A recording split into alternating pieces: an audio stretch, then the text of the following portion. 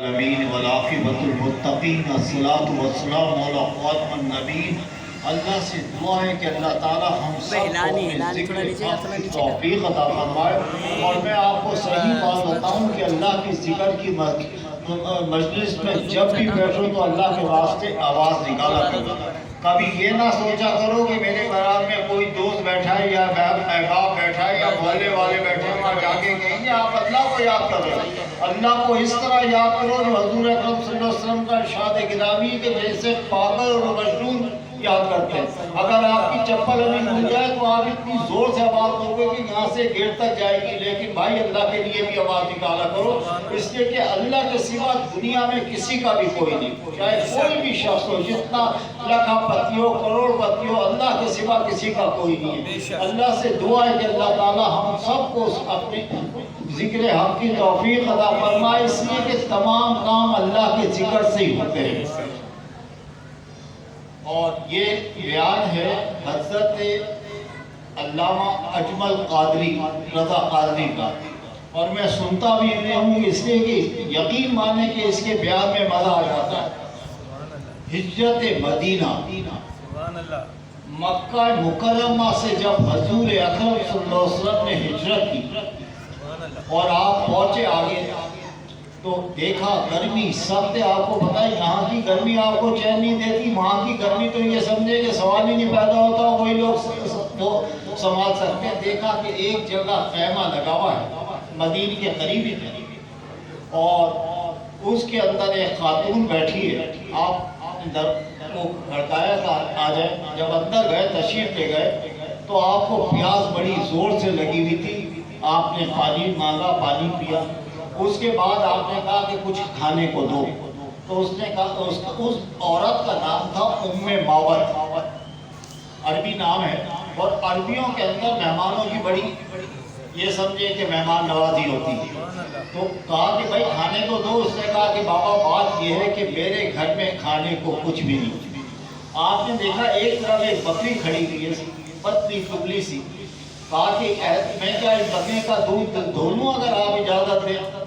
تو وہ کہنے لگی کہ میری طرف سے اجازت ہے، لیکن یہ تو نہ تو ریوڑ میں جاتی ہے نہ چلتی ہے، نہ چلنے سے بھی بیزار ہے۔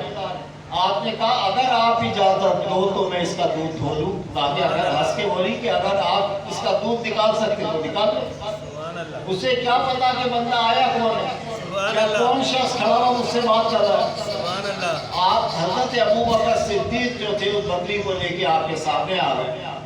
آپ نے اپنا دست مبارک اس کے پیٹ کے اوپر پھیرا اور کمر کے اوپر پھیرا، اور اتنا پھیرنا تھا کہ بکری نے ٹانگیں چوڑی کی اور دودھ جو اس کے اندر اتر آیا۔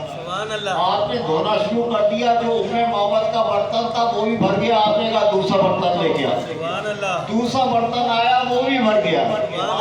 اس کے گھر کے تمام برتن جو تھے بھر گئے۔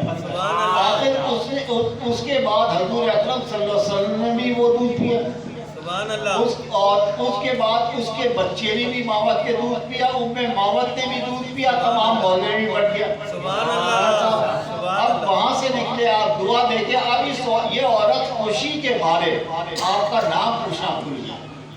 جب گئی شام میں، جب اس کا شوہر ریوڑ لے کے آیا، اس سے کہ عربیوں میں بکریاں بہت زیادہ پالتے ہیں، خود ہی چراتے ہیں، تو دیکھا آئے تو دیکھا کہ اس کی کنڈلی کے اوپر نور برس رہا۔ بیوی سے کہا یہ بتاؤ کہ آج آیا کون تھا کہ میرے گھر کے اندر اتنا اجالا ہے؟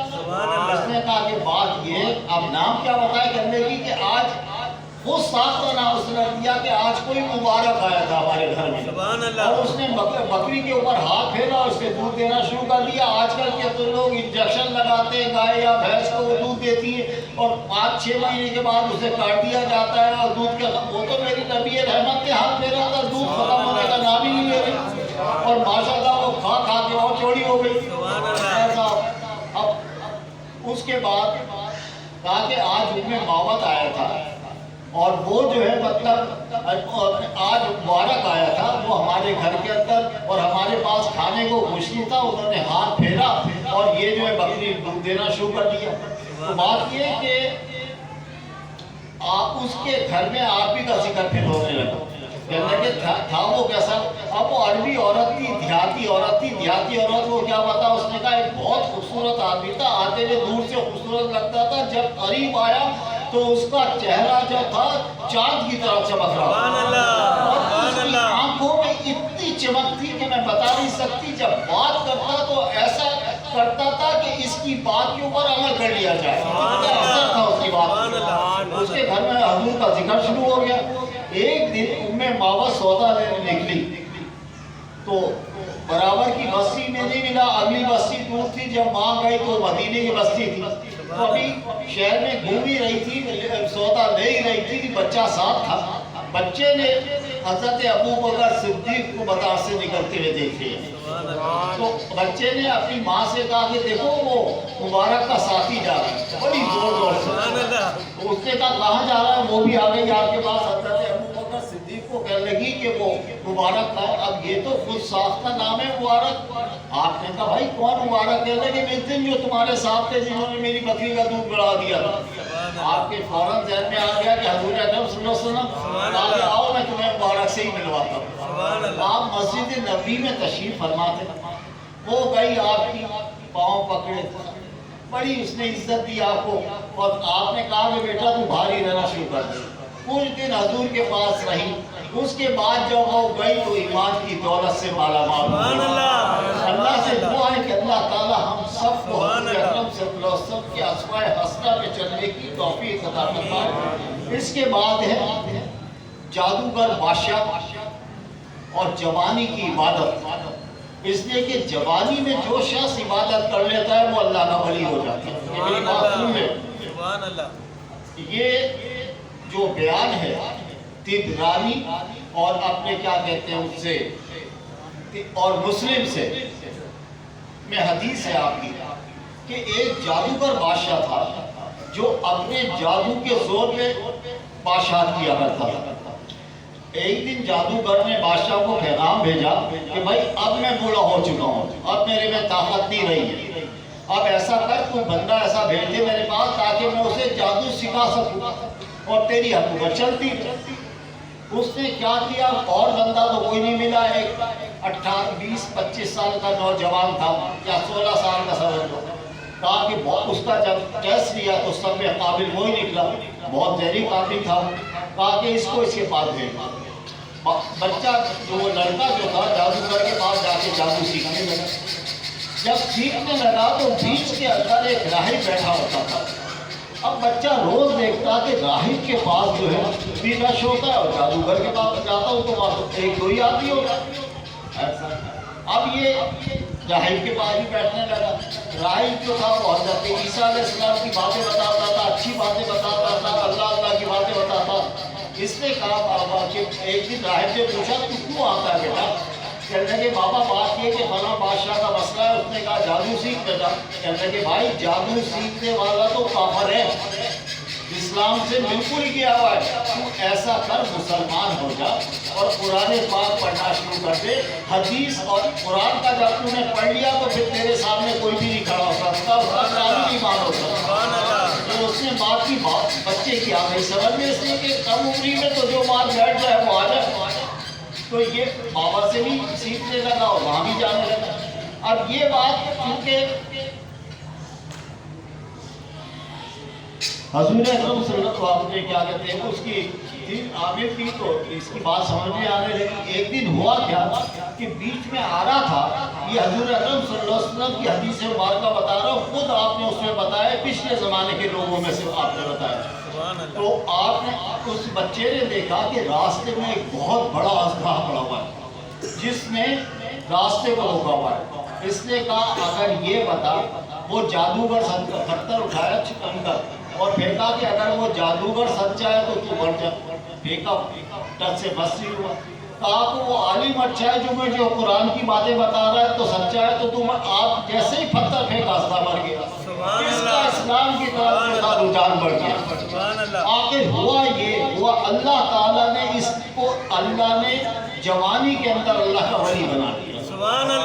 اب جو بیمار آئے اس کے اوپر کہے کہ اللہ کا ذکر کرے اور دعا کرے، پتہ چلا صحیح ہو گیا۔ کوئی آئے وہ دعا کرے, اللہ پہلے اللہ کا ذکر کرے, پھر کہے کہ رب تعالیٰ تو رحم کر دے, پتہ چلا وہ بھی صحیح ہو گیا. ایک دن ہوا کیا کہ بادشاہ کے دربار کے اندر ایک شخص پنکھا چلتا تھا, شہرت دور دور ہونے لگی, بادشاہ جب کے اسے ادھر ادھر کہہ کے ڈال دے. خیر صاحب ہونے لگی, وہ پنکھا چلتا تھا وہ ہو گیا اندھا. جب اندھا کو بتایا کسی نے کہ بھائی فلاں جگہ چلا گیا تیرا کام ہو جائے گا, تو جب اندھا آیا تو کہنے لگا کہ بابا بچے مجھے شفا دے دے. کہنے لگے شفا میں نہیں دے سکتا, شفا میرا رب ہی دیتا ہے, لیکن یاد رکھ کہ شفا تو ہو جائے گی, لیکن جس نبی کا میں غلام ہوں تجھے بھی غلام ہونا پڑے گا. ہاں بھائی, وہ کہتا ہے میں کرتا ہوں. کہنے لگے کلمہ تجھے پڑھنا پڑے گا, مسلمان ہونا پڑے گا. کہنے لگے وہ بھی تیار ہو, کلمہ پڑھا, مسلمان ہو گیا. اس نے اللہ کا ذکر کیا, دعا کی, آنکھیں روشن ہو. سبحان اللہ, سبحان اللہ. یہ میں آپ کو بتا دوں, آنکھیں روشن ہو گئی. اب بادشاہ کے پاس جب پہنچا, کہنے لگے تجھے شفا کیسے ملی؟ کہا کہ مجھے اللہ تعالیٰ نے شفا دی, بچہ تھا ایسے ایسے شفا پہنچا. بادشاہ نے کہا اب تو میری حکومت جو ہے جا رہی ہے. بادشاہ نے اس بچے کے اوپر ظلم کیا, اس نابینا کو بھی پکڑوایا, جو صحیح ہوا تھا اس کو بھی قتل کرا دیا. جو عالم نے اسے درد دیا تھا قرآن پاک کا, اسے بھی قتل کروا دیا, جس نے کہا تھا کہ تو قرآن و حدیث سی. عیسائی کو بھی اپنے راہب کو بھی قتل کرا دیا. خیر صاحب, اب اس نے کہا سپاہیوں کو اپنے کہ ایسا کرو کہ اس کو لے جاؤ اور پہاڑ کی چوٹی پہ لے جاؤ, اس کو لے جا کے دھکا دے دو, ٹکڑے ٹکڑے ہو جائے گا, پتہ ہی نہیں چلے گا. تو اس نے کہا کہ جب سپاہی اسے لے کے چوٹی پہ گئے تو اس نے کہا رب تعالیٰ میں تو تیرے بندہ ہوں, اپنی کرامت تو دکھا, میرے پاس تو کچھ بھی نہیں. پتہ چلا سب کے سب سپاہی اڑ کے پہاڑوں سے نیچے. بچہ پھر بچ گیا. بچہ سیدھا بادشاہ کے پاس گیا, دیکھ میرے رب نے مجھے بچا لیا. بادشاہ نے بڑے غور سے دیکھا, اس نے کہا ایسا کرو ایک کشتی کرو, اس کے اندر سپاہیوں کو بٹھاؤ اور اس کو بیچ سمندر میں جا کے ڈبو دو. مار تو ختم, اٹھا کے پھینک دو, آتا ہی کچھ نہیں سے. خیر صاحب جب وہ سمندر میں رہ گئے بیچ کے اندر, اس کے پھر رب سے کہا کہ رب تعالیٰ میں تو تیرا بندہ ہوں, ذرا اپنا جلوے تو دکھا. اتنا کہنا تھا, طوفان آیا, تمام سپاہی جو تھے وہ طوفان میں بہ گئے. پھر بچہ سے سیدھا کشتی میں لانے سے کنارے لگا دیا. بادشاہ پھر حیران کی میرے پیچھے مصیبت کیا پڑ گئی کہ میں اسے مار. کرنے کے دیکھ یہ بڑی سمجھنا بات ہو. بادشاہ تیرے مرنے سے میں نہیں مروں گا, میں تجھے بتاتا ہوں کہ مرنا کیسے. مجھے ایسا کر کہ درخت سے باندھ دے اور 3 مار میرے اللہ کا نام لے کے, اور وہ لگے گا میں مر جاؤں. سبحان اللہ. لیکن اس سے پہلے میں ایک بات کہہ دوں کہ پوری قوم کو جمع کر. سننا, پوری قوم آ کے جمع ہوئی. بادشاہ نے اللہ کا نام لیا, تیر چلایا, پیشانی پہ لگا. بچے کی جان تو نکل گئی, لیکن جان نکلی جتنا مجمع تھا رب تعالیٰ نے اسے ہدایت دی. سب نے لا الہ الا اللہ محمد رسول اللہ پڑھ دیا اور سب کے سب مسلمان ہو گئے. تو بھائی یاد رکھو, جوانی کی عبادت بڑھاپے سے بہتر ہے. بڑھاپے میں دیکھے ٹانگیں نہیں ہل رہی, اللہ ہی اللہ کر, چلا نہیں جا رہا, اللہ ہی اللہ کر. بھائی اس سے نہیں گر جوانی توبہ کردم شیوائے پیغمبری. جو جوانی کے اندر اللہ کی طرف آ جاتے اللہ انہیں نواز دیتا ہے, اور جو بڑھاپے میں آتے وہ لاکھ محنت کرتے رہے اس مقام تک نہیں پہنچ سکتے جو وہ جوان پہنچ جاتا ہے. اللہ سے دعا ہے کہ اللہ تعالیٰ ہم سب کو اپنے ذکر حق کی توفیق عطا فرمائے, سنت نبی صلی اللہ علیہ وسلم پر عمل پیرا کرنے کی توفیق عطا فرمائے. وما توفیق الا باللہ. سبحان اللہ, سبحان اللہ, سبحان اللہ. میرے ساتھ مل کے پڑھیں. بلغ العلا